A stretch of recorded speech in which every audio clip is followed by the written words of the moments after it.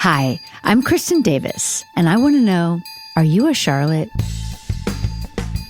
So when you think about, I have so many questions, I don't even know where to start, but like, if you think about, can you remember before Miranda, and you would just go about your life and no one would recognize you, or people would randomly recognize you from different things? What was it like in terms of being in the world? You mean before our show? Yeah. Yes, I feel like, again, because I was in this pretty successful movie when I was 12. Right. Amadeus. No. Little Darlings. Little Darlings. Got Amadeus it. was later. But also, Oscar. Oscar, Yeah, right. Yeah. So I always had a certain very manageable number of people Got it. recognizing. But so it was Comfortable. It was like a little salt. Sure. It wasn't like an entire meatloaf. It was like a little salt, right? Yes, seasoning. Yes. And then, do you remember when the show started to air and people started to watch it? More than like 3/4 of the people that would come up to us were Black men. No. Do you remember this? No. It was so, Fascinating. and I don't think it was just me because we all used to talk about it. Right. It was wild. In the very beginning days, it was like, surely you're not our demographic, right? What's going on? But amazing. It was fantastic. Maybe it was the guys who wanted to watch the boxing on HBO. That's what it was. Oh, wow. It was the live sports event. Right. So it had a very male and I don't know. So let me ask you this, because this is something I think about when I watch it. Like, in terms of the sexuality stuff, like the actual sex scenes, you know, and I struggled with this myself, which is coming up is when I locked myself in the dressing room, but it hasn't happened yet.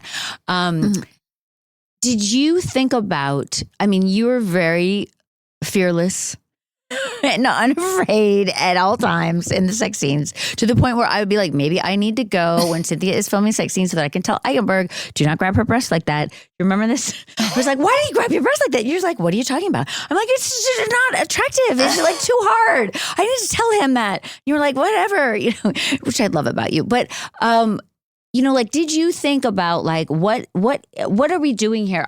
Is this for the male audience or is this for the female audience? Do you know what I'm saying? Like, yeah, I guess I always thought it was kind of, I always thought that it was for the female audience primarily, but I thought it was like, it's like, maybe this is a crazy simile, but it's kind of like birth control, right? It's like, really important for us as women to have birth control. Right. But like, then the guys are like, you've got birth control? This is fantastic. We can have sex. You're interested in having sex, right? This is, it's kind of like, I feel like it was so empowering, and maybe it was a little on steroids from the reality for most women. Right. But it was happening out there. And so men, I think for men, it was like it was not only a wonderful peek into the secret world, right, which was fascinating, right, but it was also like there is this very old, and it has some truth to it, but it's not the entire truth, right? There is some sense of like women use sex as a tool to get commitment, right? And it's like for men to be shown this world and these people, it's like, actually, you know what? We also just really like having sex with you. Right. Right? Right. Is sort of, I think, a wonderful thing for men to learn, because it's a good point. They had been told the opposite so many times. That's true. And I do feel, unfortunately, weirdly, like that's still out there in a strange way. Well, and it's not completely untrue. There are, both things are true. I guess that's true. The thing that's funny to me, though, is like if you think about then and then you think about now, like, hookup culture, like young hookup, it's very, very more advanced, like the dating apps, yes, Tinder, very, whatever, blah, blah, much blah. more so, right? Obviously, I don't know really anything about the hookup culture that's happening now, right? Right. I feel like I don't either. And I guess my thing that seems to me different than our show, right, is like women can and always have had a lot of sex. But I think not 100% of the time, but by and large, the sex that these 4 women were having was not to try and get men to like them. That's a good point. Yeah. And so that's what I worry about the hookup culture now. It's like you think you're very liberated because you're having a lot of sex, but do you want to be, are you enjoying the sex? Right. Are you having sex because you want to, or are you having sex to try to get something? To try and get like a different version of like trying to get a ring. It's like, does he like me? Right. You know, will he not call me if I don't? Oh my God, yeah. This, which is like so Charlotte also with the you know, up the butt thing, right? Like because she doesn't want to do it, you know, right? But she really likes that guy, right? You know, and she thinks like he's just going to break up with her and not marry her or whatever. It's like so crazy. Well, but it's both, right? It's interesting. It's like she worries he's going to break up with her if she doesn't do it, but also she's not really at the moment interested in it, right? As a thing in and of itself. But also it's like, but if I do this, will he respect me? Will he ever? He will never marry me. Right. And also because Samantha very smartly in the car is like in the cab, she's like, you know, and you talk about the power dynamics. Like it's super fascinating. I mean, we're touching on all of it, you know, in such a good way that I do feel like is still true. You know, like, are you doing it because you want to do it? But also you need to think about like someone's going to give up the power and you might have more power, but you might have less power. Like it's super fascinating and still, I think, so interestingly true. Right. And I think, you know, if you think about Samantha, who is like the most empowered, right? Yes, the most sexually free, but also just the most empowered. Yes. Right? Yes. But there are, you know, you see the pain that she had, like particularly when she's dating Richard. Yes, you know, we haven't gotten there yet, but the pain of that there is even for the strongest character, you know? Well, even in Valley of the 20-something guys, you know, she's with the chef guy. Do you remember that he's like lanky? He's got like long floppy hair. Right. And then she'll always be older. Yes. Right. And that cut for me, that cut deep, you know? I mean, it's so interesting how many small moments we have in almost every episode that I'm like, oh, well, that's the thing that was so great about the show, you know, is that because, again, people saying like, is it a feminist show, but you're wearing high heels and sexy outfits, like, right? Yeah. It's like one of the great things about the show is that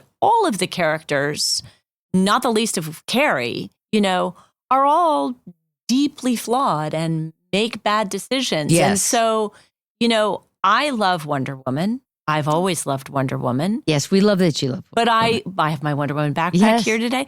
But I know, and I have always known, that Wonder Woman is a very two-dimensional figure. Good point. She's perfect. Right. She's loving. She's strong. You name it, she's getting an A+. Definitely. And I enjoy her. But I understand she has no dimension and she's really not that interesting. Right. And that's the thing about all of our, both in the writing and in the playing, the thing that you were talking about before. The contradictions, about how you have the headline of who the character is, but right below the headline, they're all the contradictions and the price to be paid. Even like for Charlotte is trying so hard to buy into the fairy tale of being the perfect girl and doing the right thing and winning the gold ribbon of the perfect ring. Handsome husband and the ring, right? Yeah. But she, you know, she's constantly having that myth kind of eaten away. Most definitely. And also particularly when she tries to get married and then doesn't work out. The pie in the face, you know, Michael and I talked a lot about the pie in the face and how all of us get our own version of the pie in the face. We also talked about the complexities of the character because I do feel like there's this crazy thing about Carrie not being likable, which is, you know, kind of insane because I don't know why we would still be, you know, like. Well, but it's why we're so lucky to have Sarah Jessica playing her. It's like, it's why we're so lucky to have you playing Charlotte because in someone lesser hands, she would have been more two-dimensional. Right? I mean, I think so. All I remember at the time, because as you know, my life is not like Charlotte's life. No. Basically at all. There are some crossovers, but I was never interested in getting married. So like that took a lot of work on my part to be like, you know, but I do think, I mean, they didn't know this. Like this is kind of the magic. There's a certain element of magic in all of our coming together, that they didn't, like we never read together. We never really met each other. No, like, there's no chemistry read. No, nothing. So thank God it worked out. Right. But we do have these characteristics that are very good for our characters. 100%. We've got the characteristics, but then we're also very complex people and also very different people coming together from different places, which I think contributed in a positive way to what was on screen. You don't need to know that, right? You just feel it when you're watching it. Right. You know what my mother used to say about the show? What? She said, you know what I like about your show? I watch it. I can tell who everyone is. They don't all look alike. I'm not confused. That's true. I don't know what was... I think she's talking about how television, because I was talking about this a little bit too, like there was a homogeny, like a... I mean, we're all white, obviously, and we're all of an age, right? It's true, but see, even that was different, right? Because we were all of an age. There was no other show other than the Golden Girls, which, I mean, I remember going to an interview, I can't remember, I do remember who it was, I shouldn't even say this, but I walk out, it's a guy, it's a late night thing, and he goes... you guys are the new Golden Girls. And I was like mad. I was so mad. And I was like, now I'm going to have to go through this whole interview mad. And then he asked me about penis size. And I was just like, what on earth? Like, I just remember getting put through so many bizarre, like embarrassing and complex things where you will want to be like, do you not know that that's kind of like offensive? Like, I guess you're trying to be nice, but like, really, we're the Golden Girls? Like, really? Like, okay. But there was just nothing to compare us to. There's just nothing. There was just nothing. And because we weren't 25 and because there were 4 women, right? Even though it wasn't clear at the beginning, but it became more and more clear, that each of us were going to kind of get fleshed out and have that. And have our own lane. Right. And she would connect us, with the voiceover and all that. Oh, let's ask you this. What did you think about talking to the camera? I love the talking to the camera. This is why we love Cynthia. I know Sarah Jessica always hated it. Yeah. I love it. Why? I don't know. I always, whether it's on film or on stage, when a character turns and talks to me, I love it. You love to break the fourth wall. I like to do it myself, but I love to have it happen to me as an audience member. Okay. And you see, it's slightly different, but you see all those shows like The Office and Modern Family, and where they're constently like, looking at the camera. Right. Well, they're doing interviews. They're doing in the documentary. Right. It's a cute little. Yeah, I never mind it. I enjoy those. I don't really miss it. I don't. In our show, I don't really miss it once it's gone. Right. No, I don't either. But I liked it. I liked it. I think it's interesting. I think it was hard for Sarah. Partly because she's in a scene, and also because of the Matthew thing, which I didn't even remember, but it makes total sense. But like when you watch her, I think it's the pilot or the first episode. She's in a scene, and then the guy gets in the cab, and she turns and talks to the camera. Like it's a very I would have weird... loved that. I never did. I never got to do that, but I would have loved that. I mean, we'd have our scene where we were talking to the camera, and you're so funny in the pilot when you're talking to the camera with the chicken. Yeah. Oh, so But good. I think also. I think it was her unhappiness and maybe other people's unhappiness with that made it go away. But also when we used to do all those like man on the street, woman on the street, giving their opinion about whatever the subject at hand was, I feel like they partly cut those because they were just time consuming. They were hard to do. They were hard to do. And you always had to, we had to cast it and then find a location and shoot the... It's true. Right? It's true. I mean, that's why I love the basketball one, because they're in one place and it's all these different guys. And it's the guys in the episode. It's also not some random person that you're never going to see again in the episode or anywhere else. And that's a good point as well. Like as a convention or whatever you would call it, it was clunky in the beginning because like you had to find different people to come in and say X, Y, or Z. Whereas in the pilot, it's like it's a way of being introduced to all of us, which I thought was fun. Which makes perfect sense. But yeah, it was hard to keep it going.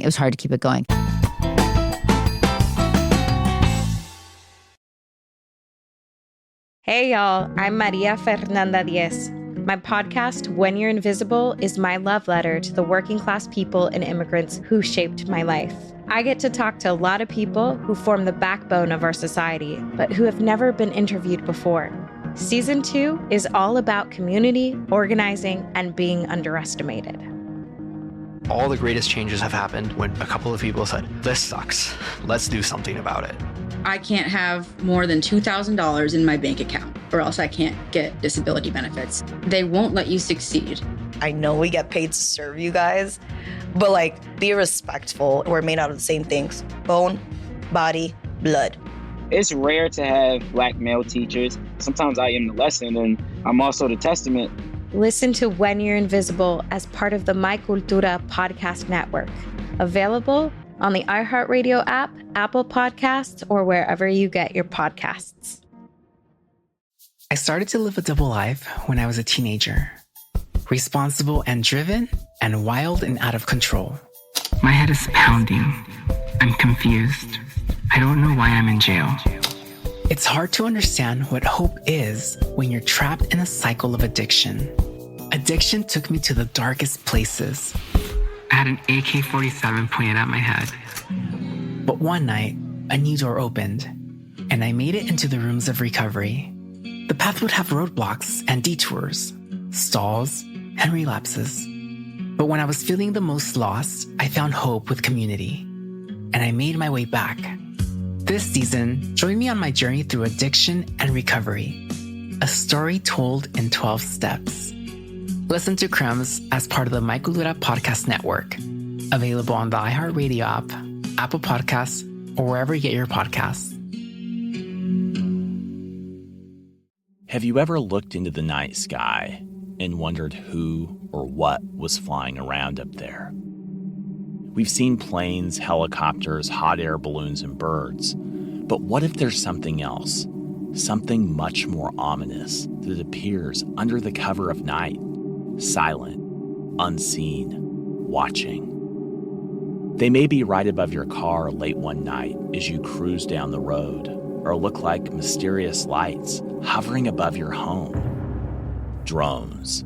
Or are they? We used the word drone because it was comfortable to other people. 1 minute it was there and 1 minute it wasn't. Oh, that is beyond creepy. Do you feel like this drone was targeting you specifically? Yes, absolutely.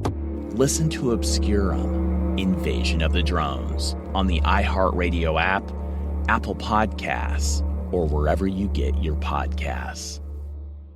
Some people won't give you the real talk on drugs, but it's time we know the facts. Fentanyl is often laced into illicit drugs and used to make fake versions of prescription pills. You can't see it, taste it, or smell it. Suppliers mix fentanyl into their products because it's potent and cheap, and the dealer might not even know.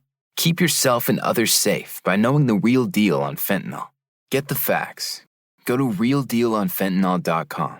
This message is brought to you by the Ad Council.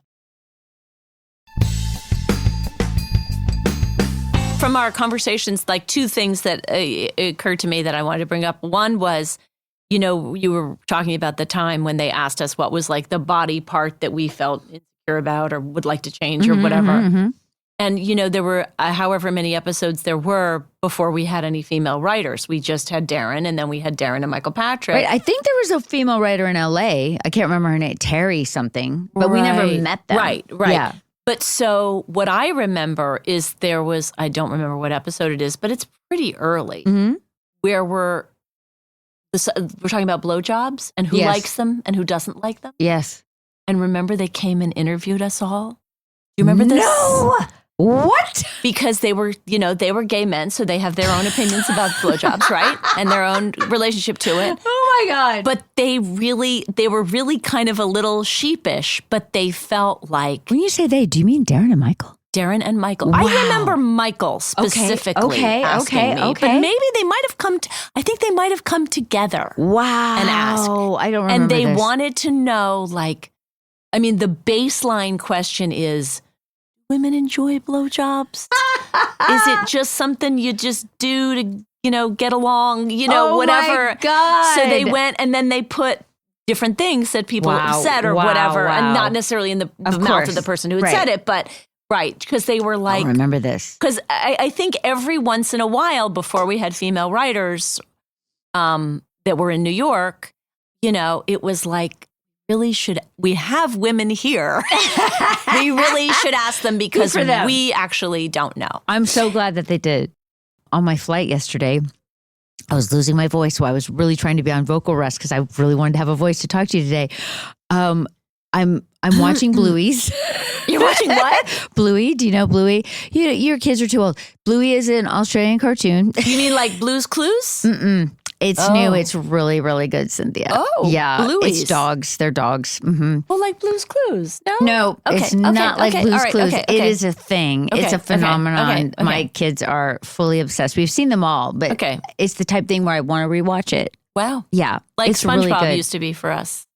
Yes. In the early days. Yes. Early SpongeBob, there's nothing better, I think. It's true. SpongeBob had It was had the a one life. thing that our whole family with all of our children at very different ages, we would all watch it. It's a little lighter than SpongeBob because SpongeBob has kind of a subversive humor underneath. Yeah. This is more like somehow they're writing for the parents and the kids. It's really good. So I'm watching that because I'm watching something like a feel-good thing. That's my feel-good thing.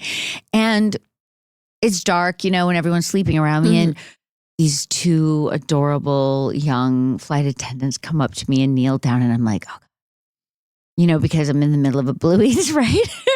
So I pause the Bluey's. I'm like, yes. And they give me this note and then they skitter off. And the note is so sweet. And I meant to bring it, but it basically says, we just want to thank you because we were raised for better or worse on Sex and the City.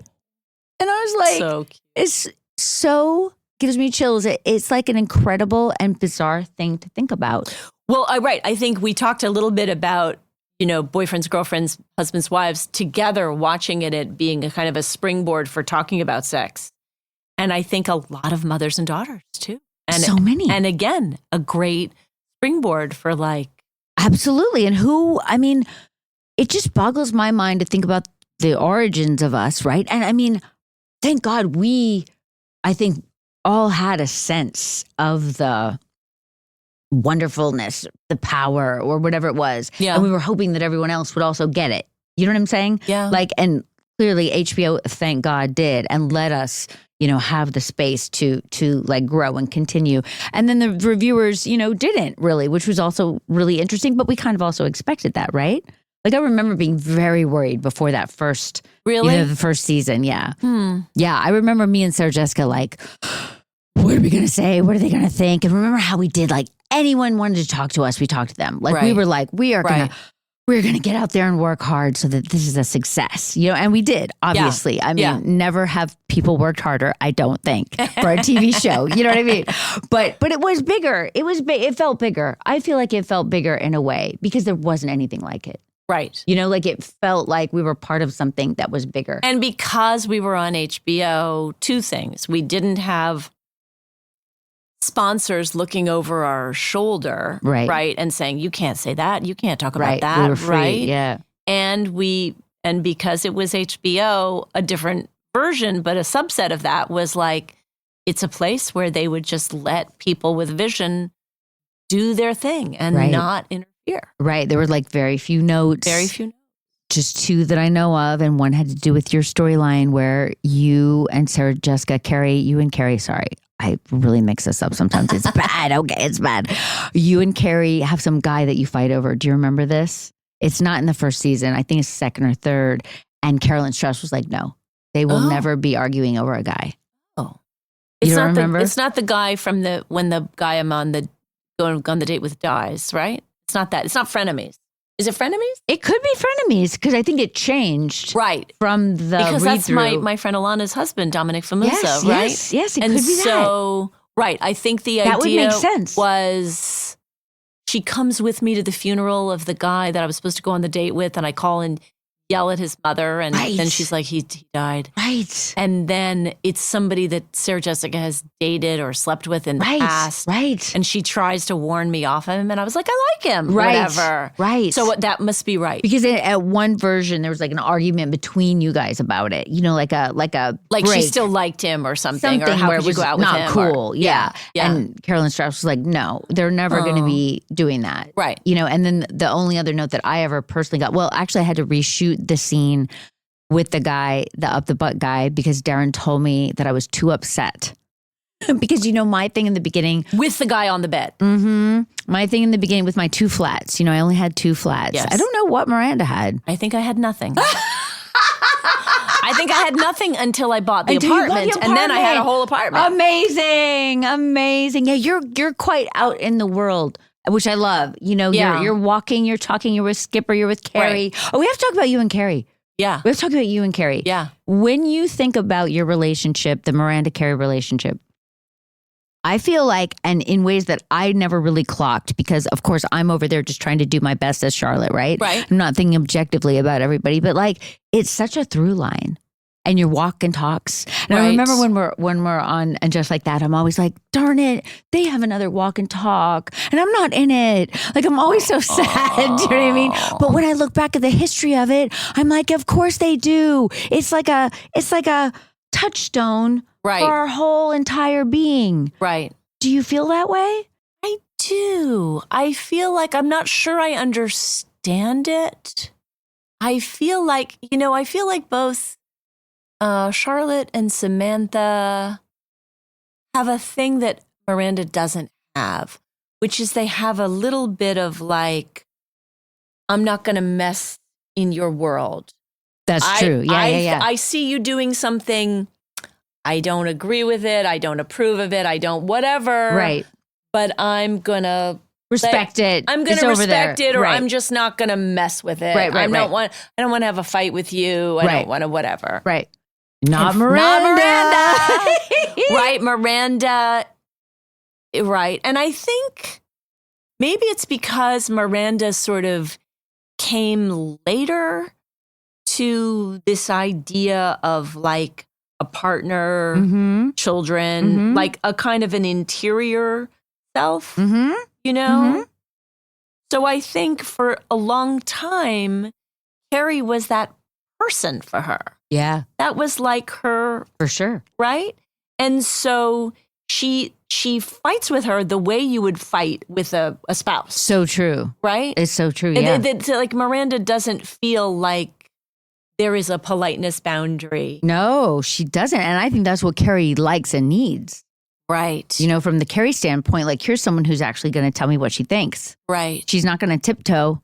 She's going to go right in there. Do you know what I mean? Not that she listens to you, but it's a really interesting dynamic. It's the thing when Miranda disapproves of something or someone, it's very hard for Carrie to sort of quiet that head in her voice. Yeah. Because she thinks, oh, maybe she's right. Yeah, definitely, which is what's so great. It's such a great and interesting dynamic that I rewatching it, I'm really much more aware of it than I used to be in terms of so many important things happen on your guys' walk and talks. Right. That affect, maybe there's listened to, maybe they're not listened to, but you're thinking out loud and processing together in a way. And even though you're very different, you meet kind of in the middle in an interesting way, in terms of kind of intellectually, but also emotionally.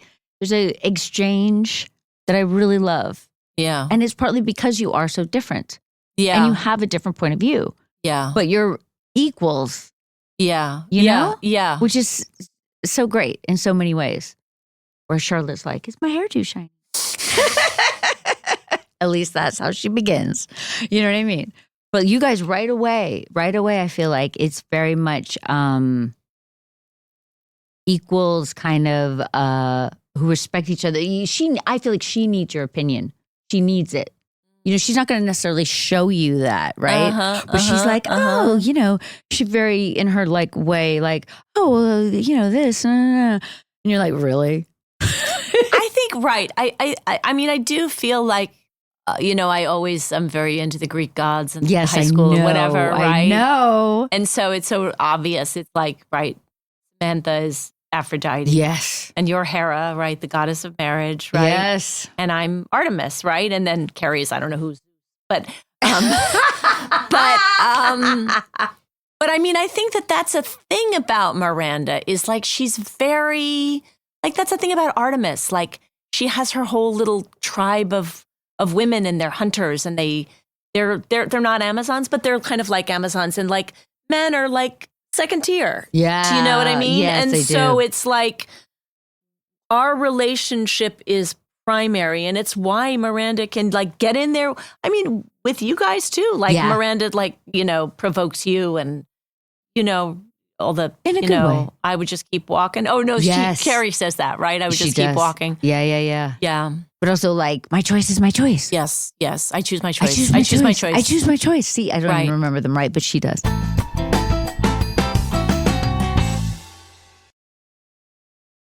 Hey y'all, I'm Maria Fernanda Diez. My podcast, When You're Invisible, is my love letter to the working class people and immigrants who shaped my life. I get to talk to a lot of people who form the backbone of our society, but who have never been interviewed before. Season 2 is all about community, organizing, and being underestimated. All the greatest changes have happened when a couple of people said, this sucks. Let's do something about it. I can't have more than $2,000 in my bank account, or else I can't get disability benefits. They won't let you succeed. I know we get paid to serve you guys, but like, be respectful. We're made out of the same things: bone, body, blood. It's rare to have Black male teachers. Sometimes I am the lesson, and I'm also the testament. Listen to When You're Invisible as part of the My Cultura podcast network. Available on the iHeartRadio app, Apple Podcasts, or wherever you get your podcasts. Have you ever looked into the night sky and wondered who or what was flying around up there? We've seen planes, helicopters, hot air balloons, and birds. But what if there's something else? Something much more ominous that appears under the cover of night, silent, unseen, watching. They may be right above your car late one night as you cruise down the road, or look like mysterious lights hovering above your home. Drones. Or are they? We used the word drone because it was comfortable to other people. 1 minute it was there and 1 minute it wasn't. Oh, that is beyond creepy. Do you feel like this drone was targeting you specifically? Yes, absolutely. Listen to Obscurum, Invasion of the Drones, on the iHeartRadio app, Apple Podcasts, or wherever you get your podcasts. I started to live a double life when I was a teenager. Responsible and driven, and wild and out of control. My head is pounding. I'm confused. I don't know why I'm in jail. It's hard to understand what hope is when you're trapped in a cycle of addiction. Addiction took me to the darkest places. I had an AK-47 pointed at my head. But one night, a new door opened, and I made it into the rooms of recovery. The path would have roadblocks and detours, stalls, and relapses. But when I was feeling the most lost, I found hope with community, and I made my way back. This season, join me on my journey through addiction and recovery. A story told in 12 steps. Listen to Crumbs as part of the My Cultura podcast network. Available on the iHeartRadio app, Apple Podcasts, or wherever you get your podcasts. When I smoke weed, I get lost in the music. I like to isolate each instrument. The rhythmic bass, the harmonies on the piano, the sticky melody. Hey, careful, babe. There's someone crossing the street. Sorry, I didn't see him there.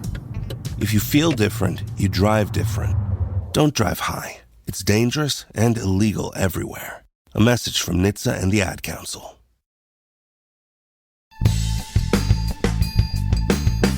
I can't really remember Miranda in the book so much.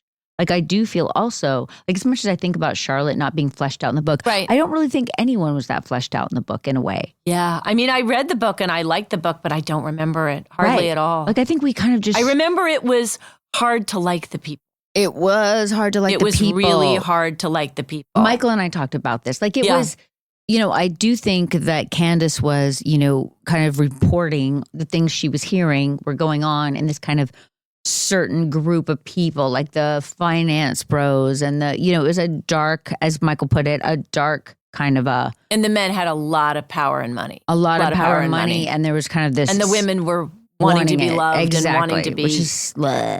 So Michael talks about when he came in that he didn't really know that world. You know, Darren knew it and Candace knew it, obviously, but Darren knew it and was bringing that. Like when I watched The Modelizer, I had totally forgotten about that sex tape thing. Right. I was like, what on earth? Right. Now, I'm 100% sure that really happened and Candace was just reporting about it. But like the fact that Carrie has to sit there and be like, oh, do you have a light? Like, it's so crazy. But then later she does go to Samantha and say like, oh, you know, you might not want to go over there. You know, and Samantha's like, I will. Which, you know, the thing that I remember about the book is that there are all these people and they're all alienated. Yeah. The men and women are definitely alienated from each other. They're working at cross purposes. They're not showing their hand. They're trying to win. Right. But they're not win through, let me tell you what I want. Right. Let me hear what you want, you know. And that there's no sense that I remember in the book of the women being allied with each other. Right. And so I think that's and the pilot, which I love the pilot, but the pilot captures much more of that sense of like, we're all ships that pass in the night and we can't help each other and we're all kind of doomed. It's true. Right? Yeah. But that's the big switch that makes the show is like, we're all on our separate journeys and they're often disappointing or worse, you know, harrowing in some way. But the thing that we are not in doubt of is our love for each other and our commitment to each other. Our and the fact that family. we're always going to be there for each other. Definitely. And that as opposed to men with whom you might feel like you have to play a game, that with between the women, we tell each other what we think. Right. Which is so, so great. I feel like that's almost possibly the ending, though. I really hate to end because I could talk to you forever and it's so much fun. And I'd love to hear the other, like, because even though we went through it, everyone has slightly different of the coming to it. Yeah, memories and coming to it and how you thought about it and what you think now when you look back. Like, it's super fascinating. And we're obviously so incredibly lucky to be part of it and part of something that has been able to last this long. And I feel like the reason it's been able to last this long in its different carnations is the storytelling, you know, and the relatability and the kind of the core, you know, discovery or like search for answers. And, you know, like Michael has his own viewpoint, as you know, about, you know, what our themes are or whatever. But I just love to talk about it because every time I talk to any of us, I learn more about it. Right. And I feel like people obviously relate to it in different ways for that very reason. I mean, when I watch the show, when I watch an episode, having seen it however many times before, the thing that always strikes me is how concentrated it is, how dense it is, about how there's no treading water. Right. That it's so compact. And I think it's one of the reasons people do like to watch them again and again and again, is there's multiple things going on every moment, and it's so beautifully like woven together. It's so the themes and the lines and it's like a perfect, you know, origami or something, you know, like and so of course it's funny and it's shocking and it's beautiful to look at, both in terms of us and the clothes and the cinematography and the city. Right. But it's really that it's dense. And I was, it's funny because I was listening to a book on tape on my way over here of Nora Ephron's first book. And she was talking in great detail about how she came to be a writer from the world of journalism and specifically from the world of the Post, which she said is a terrible newspaper. And also everything is really, really short. And she said it was a great training because I wasn't writing multiple pages. It was like, and I think, I don't know what there is about Darren and Michael that, you know, maybe it was that the show was 23 minutes or 27 minutes or whatever. That's what Michael had come from, right? like true sitcom timing. But that you have, maybe if you had one main character, you could tread water a little bit more, but you have 4. Right. And to try and get 4, and we always know this is an episode in which I'm heavy, this is an episode in which I'm light. Right. You know, this is my episode, this is really not my episode. Right. But regardless, even if it's not your episode, you do have a storyline. Right. And you're there. You're present. And so to be able to boil it down and make it be so economical, I think is like everything has to do 3 things. Yeah. And that's a really valid point. And I think also why it stands up. You know, I mean, like, not every tiny detail will stand up, and some of it's nostalgic, and some of it you're and some like, of whoa. it's cringy, right? Yeah, but it's still fascinating, and that's, you know, an accomplishment. Now, I want to say something else since you're here and since we're on my podcast, and I can. I just want to say that I've said this in different settings.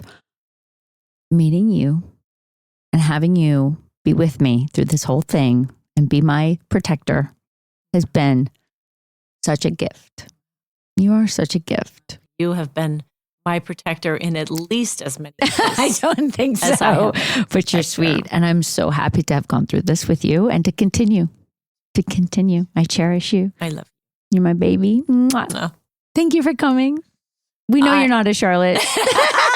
I'm really we not. don't want you to be. I'm really not. It's cool. I'm really It's not. cool. I don't want people to feel like they have to be a Charlotte. No, it's just a jumping off. Yeah. It's a jumping off question. Yeah. In case I don't know the person. Right. Right? Right. But I know you.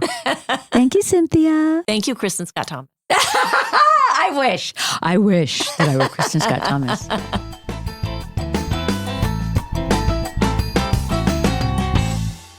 Hey y'all, I'm Maria Fernanda Diaz. When You're Invisible is my love letter to the working class people and immigrants who shaped me. Season 2 shares stories about community and being underestimated. All the greatest changes have happened when a couple of people said, this sucks.